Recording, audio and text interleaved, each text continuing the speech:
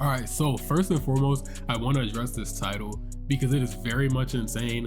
But I can guarantee you this is not the Waff Ben Bone link up. I did not get Orochimaru by Ben Bone. He did not come and put the P mark on my forehead. None of that transpired, but you just have to stick with me and see where this story goes. Like, I promise you, I can explain everything. All right, so ever since I moved into my dorm for my freshman year of college back in August 2023, I have been on a streak of the most horrifying, like almost cursed Valentine's days you could ever imagine. And this is not the whole loser, like, oh, everybody else so happy, and like, no, none of that. I don't care about none of that, I promise you. 2024, I was involved with, not even involved, I was just in contact with the Joe Goldberg Hello Kitty variant, and since they are both insanely unwanted and also very much unwell, they kind of just lose it on Valentine's Day. I'm pretty sure I have like some type of screenshot or clip to go along with that. All men are the same. They're sick, master manipulators, emotional dysregulators, and they know exactly how to get you wrapped around their finger, know exactly what to say.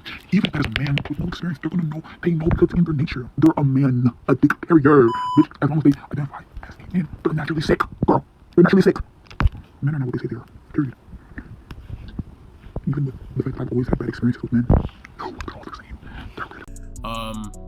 Which this is tame compared to 2025, which is the year I'm talking about in this. Of course, the biggest story from 2025 is this video, so I can't explain that right now. But following that, I actually made a list of all the other things that went horrifyingly wrong. So we have first, the cake. I bought a cake because we were just trying to have a little chill event. The cake was disgusting. I was very mad. I wasted my money. I was excited for this cake. I don't even agree with wasting food. I think wasting food is morally wrong just because of like all the living things that go into making it and the fact that there are people who don't have food. So obviously if I'm gonna buy something, I'm gonna make something, I'm gonna make sure that it gets used to like its fullest extent, but that cake, no, I was not sitting through that. Like, it was torturous to eat. So I had to throw the cake away, money wasted, disappointed, cake was nasty. It only gets worse from here though, because the homegirl who kicks off this story while everything is going on, her brother actually got robbed by 6 people at gunpoint in front of his own house. Next we have my other friend who's in this story. They were just hanging out with this girl they liked, and during their hangout,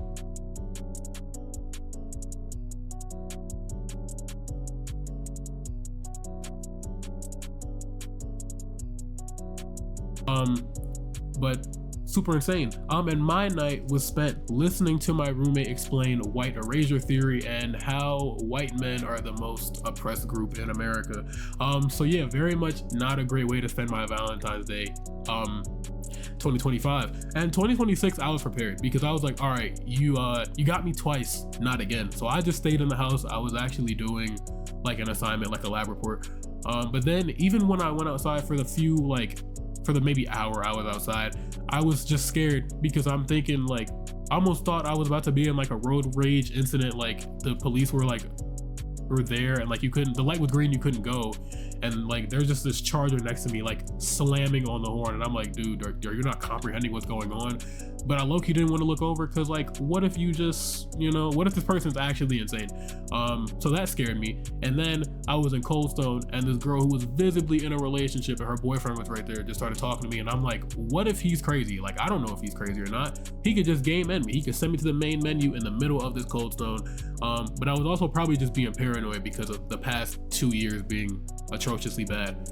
But yeah, Valentine's Day is not a day I mess around with. It is the most cursed day in the world, and I truly just count down until the calendar flips over to the 15th because yeah, no, it's not a good streak.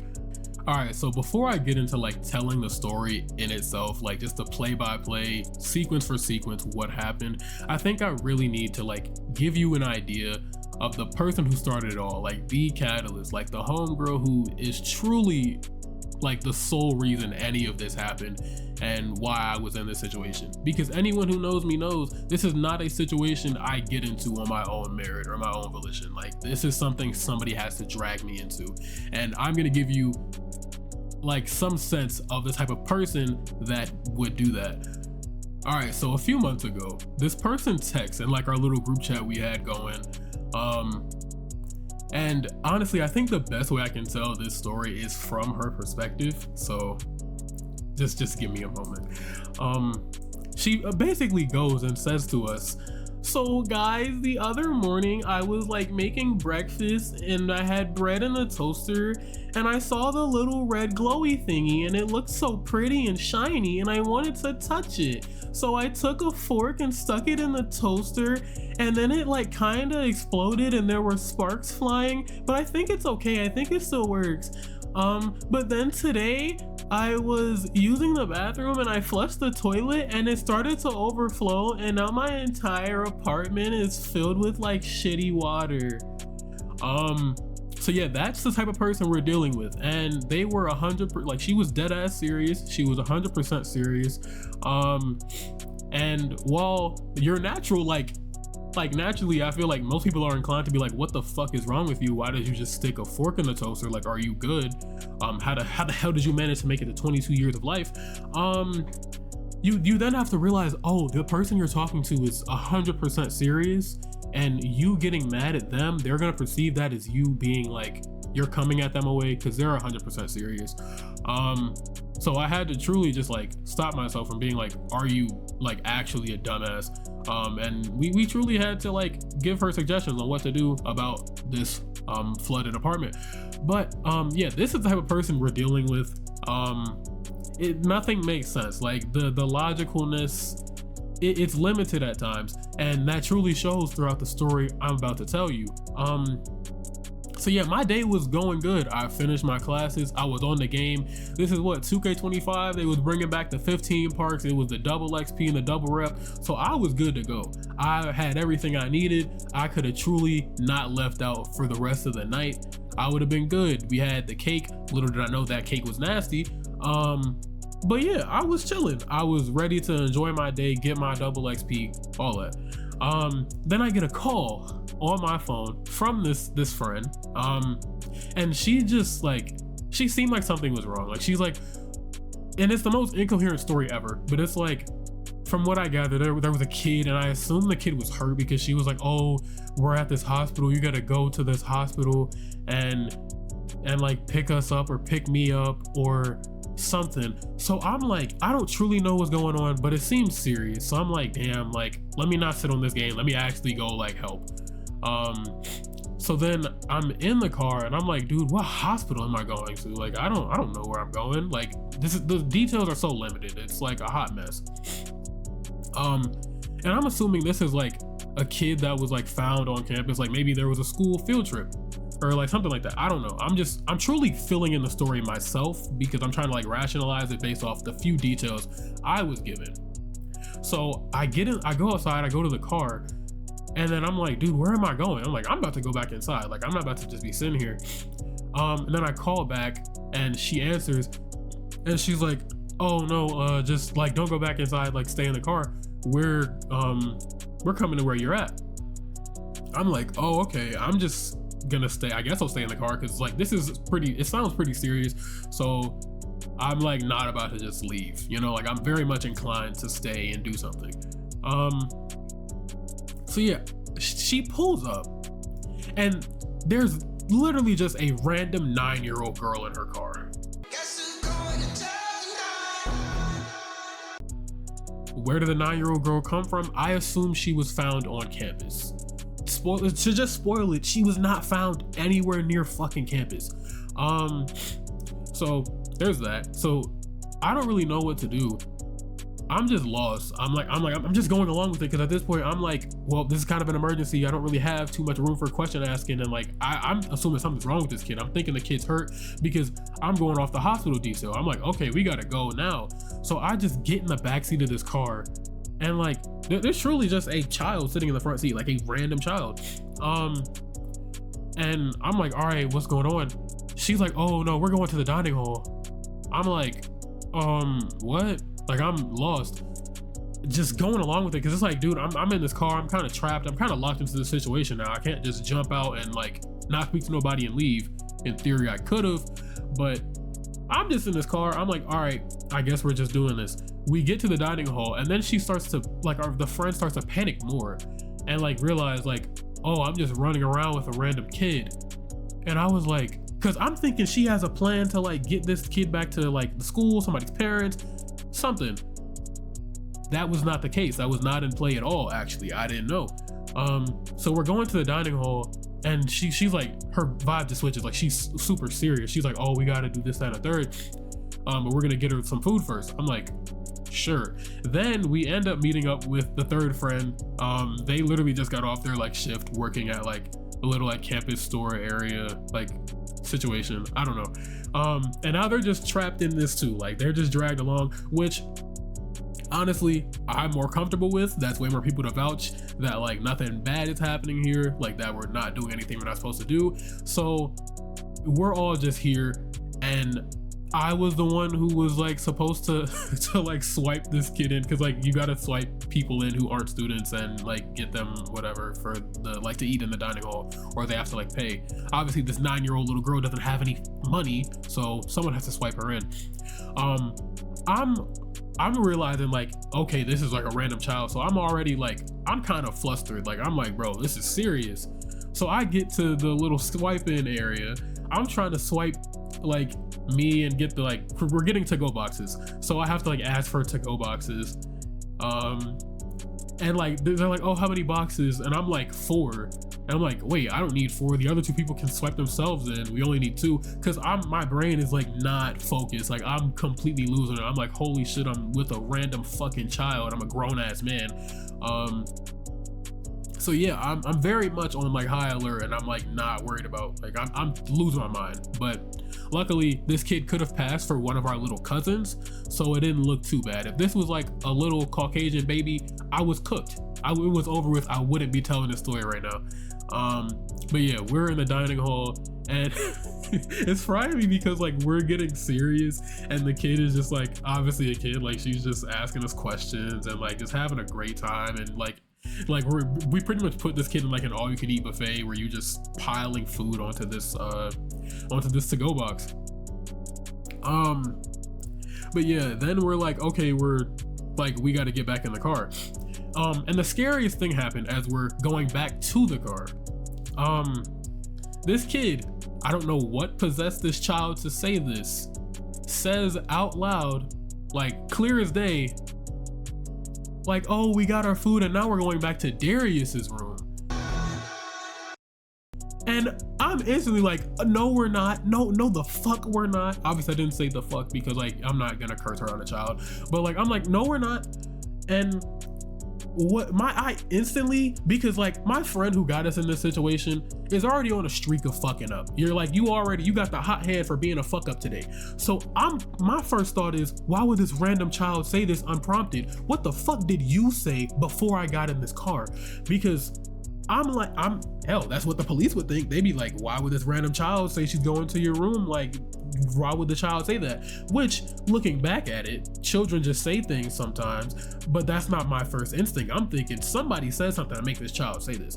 So I'm losing my fucking mind. I'm like, oh my goodness, this could truly be my last free day on earth. Like, oh my goodness, it's getting bad. But yeah, we go over to public safety, and the situation actually doesn't go over like bad at all. Like, she just like, oh, she tells them the situation, this, that, and the third. She comes back to the car. She's like, oh, we're all good. We go and try to like continue our night. We're like, okay, that was crazy. But here's where the story is like the most ridiculous like part.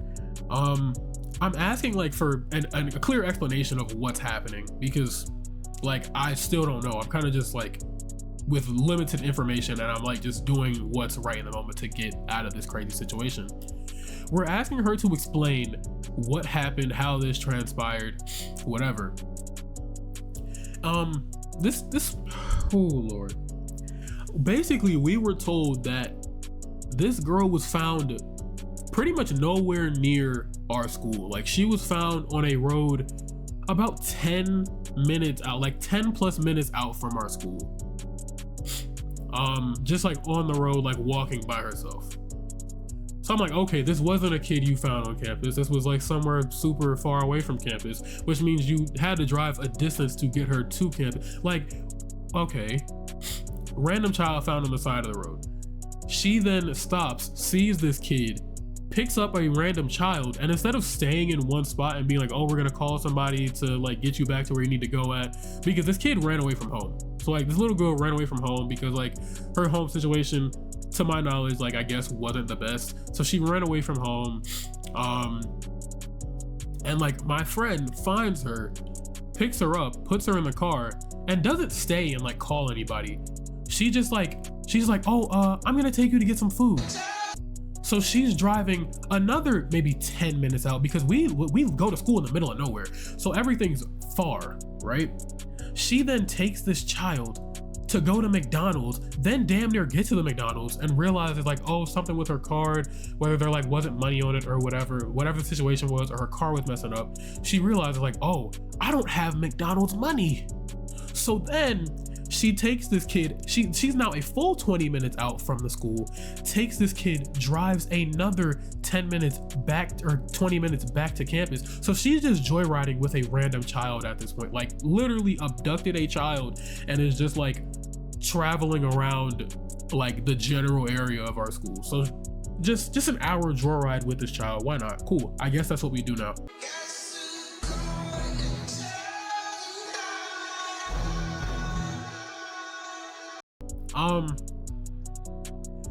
And ooh Lord, so I'm like, okay, so we're thinking like you didn't call anybody. We like, why did you just randomly think to like drive around with this kid? And she says to us, oh well, when I was a kid, I used to run away sometimes, and I would have like totally like wanted somebody to like drive me around and get me food. And I'm like, oh my goodness, like you're actually insane. Because what made you even say that? Like, what are you, oh my god, like, and it's weird because I'm normally a very like calm person. I don't get upset about a lot of things, like, ever. But one thing that like without fail always can upset me is when someone like, when I'm asking someone to explain their logic, like, why'd you do the thing you just did? Like, that was kind of weird, that was crazy, why'd you do that? And when their logic is like really dumb and it doesn't make sense to me, I get upset very easily. And then I realize this person is being serious and they're not rage baiting me, which actually makes me even more upset, because then I can't, like, I feel bad about expressing my frustration because I know this person's being serious. So I just get even more mad. All right, hold on. I'm not gonna lie. I want to come back and really explain this shit, because at the time the allergies were giving me way too much belt for me to fully convey the amount of bullshit I was put through that day. So imagine you're me, right? Having a great fucking time. Your friend hits your phone and you can't comprehend shit they saying. They speaking pure Spanglish, not a lick of comprehensible nothing being said. But all you can piece together is that there's a kid who's hurt, emphasis on kid who's hurt, and something going on, like a serious situation, and your help is needed. So you don't know what the fuck is going on, but you're assuming there's like a plan, there's something you're doing, like there's a point to what you're doing. So you're like, damn, I'm just here being a great friend. Next thing I know, I come to find out this kid is perfectly fine. Like we're walking, I'm looking at the kid got no limp animation, no little a red injury symbol by her leg, nothing. She doing perfectly fucking fine. So I'm lost as fuck. I just get in the car. Mind you, I'm already in the situation. I can't then ask questions about what's going on because I don't want to stress the kid out. So I can't ask shit. I'm just stuck in the situation. So I'm just going along with the shit. I'm really trapped in this shit. If I knew that this girl was just found a random kid on the side of the road, lured her into the fucking death toaster Kia Soul, and pulled the fuck off, I wouldn't have been involved with that shit. Why the fuck would you even call me? Genuinely, I serve no purpose in being there. There was nothing I was literally there to do nothing. It's not like you needed an extra car. You didn't need me for any fucking thing. Yeah, I had the fucking meal swipes. We had the same fucking meal plan. You have the same fucking meal swipes. You could have did this shit by your fucking self and left me out of it. Did you just want to drag somebody else down and incriminate somebody and bring them into your weird diddler fucking plot? Why the fuck did you involve me in this shit? Like, this is really the caliber of human being I fucking like deal with sometimes, and I don't know why. Like, genuinely, the next time you want to pick up random children off the side of the fucking road, lure them into your shit and dip the fuck off, please do not contact me. Because there was genuinely no point in me being involved in this shit. Like, why the fuck did you do? Choose your friends wisely, bro. I'm telling you, just that bullshit. No, I'm still mad about this shit. Because you really found a miscellaneous 4th grader. Call my phone. Darius, help! There's a child and she's hurt. I get in the car. You goof ass nigga fell for the hezzy. We going to dinner. We taking her to dinner. We're doing what? Like, looking back, this was really a Miss Frizzle ass friend. But at least with Miss Frizzle, she made sure them kids were safe at the end of the day. Like, she'd take them damn kids through a giraffe hair follicle without a scratch on them and make sure they be back before dismissal. With this motherfucker, if you get in the car with this person, anything can happen to you, genuinely. Like, you might get in a car accident, you might get arrested, anything could fucking happen. I am a suburban youth with 2 loving parents. I am in college. I have no business being in this much fucking danger. And what would fry me the most is that, like, if you reasonably, like, be like, hey, the shit you just did was reckless as fuck, like, you just almost in danger. This motherfucker would drive on the fucking wrong side of the road on purpose, think it's funny. You're like, hey, the shit you just did was dangerous as fuck. You putting my life in danger. And then oh, why are you yelling at me? I'm just a girl. Nigga, you about 25. You ain't been just a girl since they started just a girl, and you old as fuck. You too old for that damn shit. Like, why do I hang around people like this? Genuinely, I need to do a study on the people I associate myself with. This shit is out of hand. Yeah, I don't know. It truly was the wildest thing I think I've experienced in college. Like, I don't know how to feel about that, because other people's college experiences is just like, I don't know, drugs and hunching. And mine is whatever this was. I don't really know, but I think that's it. I don't know. The company you keep, bro. Like, watch the company you keep. Know your personnel. Don't get involved in nothing stupid. Like, truly, the people you hang around actually do have an impact on your life. Don't get caught up in nothing dumb like I did, because that could have been really bad. If this was, again, a little white child, I'd probably be cooked. Or if we weren't on a college campus, and we had to, like, go to the police, they probably would have been looking at me. Or if that kid had repeated that wild thing she said about going back to my room. I don't know what possessed her to say that. You haven't known me for 10 minutes, and you've known my friend for about an hour, since y'all have just been frolicking around the city. But oh well, life comes at you fast. Don't do nothing stupid. I don't know. Thanks for watching, I guess. I think that's it. There's nothing more to this, I don't think. Yeah, thank you. With this sway. She said she would never leave me if I don't go to the old me. Sometimes I feel like going to the old me. I know, baby, I'm ballin'. It feel like Kobe, Ginobili.